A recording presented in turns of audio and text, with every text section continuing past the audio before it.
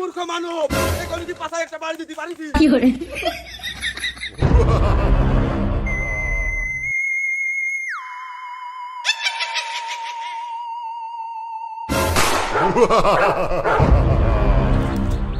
কিরাম হইলো, মনে হইলো পিছনে কেউ হাইটে আসতেছে, আবার পিছন ঘুরে তাকিয়ে দেখলাম তো কেউ নেই। যাই আগে সারটা দিয়ে আসি।